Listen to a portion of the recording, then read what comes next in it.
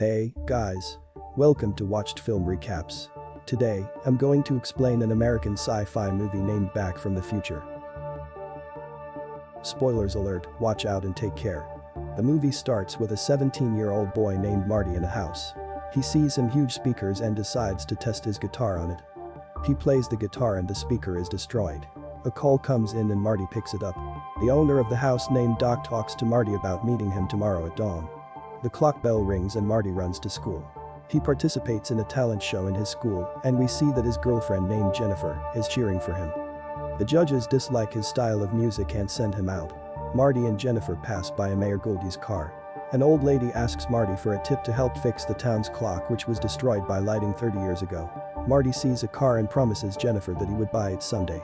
Just as they were about to kiss, Jennifer's father comes to pick her up. Marty comes home to meet his father George MC Fly, being bullied by Biff his supervisor. Marty is disappointed that his father couldn't stand up for himself. Marty has dinner with his mom and siblings before bed. He wakes up to a call from Doc and goes to the location. Doc hands Marty a camera to record an experiment he was about to do. He says that he stole a plutonium from some terrorist to make a time machine. Doc tests the machine, which is a car, on his dog named Einstein. Einstein goes to the future and Doc checks Einstein's watch to see the test was a success. Doc enters the machine and explains to Marty that when the speed of the car hits 88 miles per hour, the car will take him to the future. Just as he was about to leave, some terrorist came shooting at them and Doc was killed. Marty, who was sad about Doc's death, took the car. The vigorous shaking of the car changes the year from 1985 to 1955. The speed hits 88 miles per hour and Marty finds himself 30 years in the past. He accidentally drives into a barn and the family come to check it out. They see Marty in a protective suit and accepts that he is an alien. The father of the family tries shooting Marty, but he escapes. He parks the car behind a billboard and goes to town. There, he goes into a shop and asks for a drink. He sees Mayor Goldie, who is young and also a cleaner. Suddenly the door opens and young Biff comes with his boys. Biff starts to bully a guy sitting by Marty, and here, we see that George, who is Marty's father, is the one being bullied. Biff leaves with his boys, and George also leaves. Marty follows him and sees George on a tree peeping at Lorraine, Marty's young mother. George falls and is about to be hit by a car. Marty saves him and is hurt instead. The driver, who is Marty's grandfather in the future, takes him inside. Marty wakes up in Lorraine's bedroom and he leaves. He finds Doc's house and explains all that happened to him.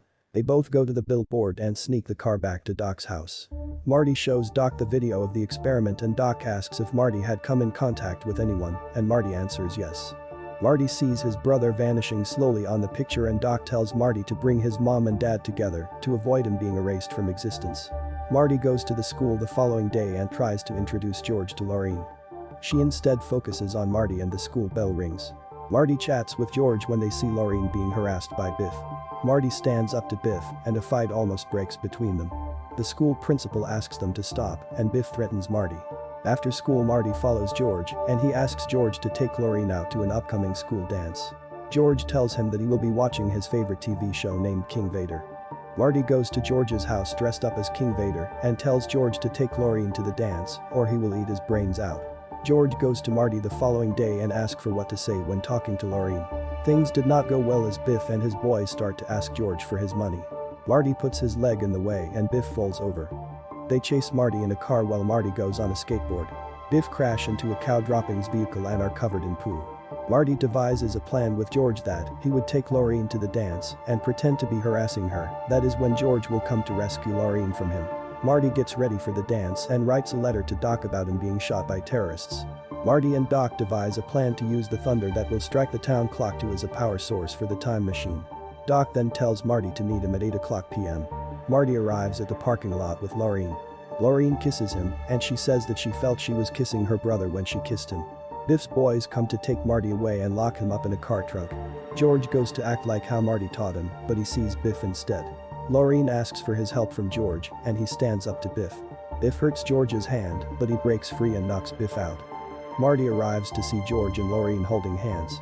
He then joins the band as the guitarist and plays a song. A guy comes to take Lorraine away and Marty's hands start to fade.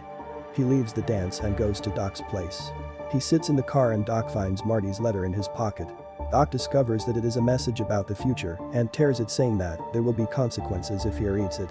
George takes Lorraine back and they kiss. Marty feels okay and start to play his guitar even harder. He gets carried away and the whole crowd watches him in awe. The cable to draw in the thunder dislocates and Doc goes to fix it.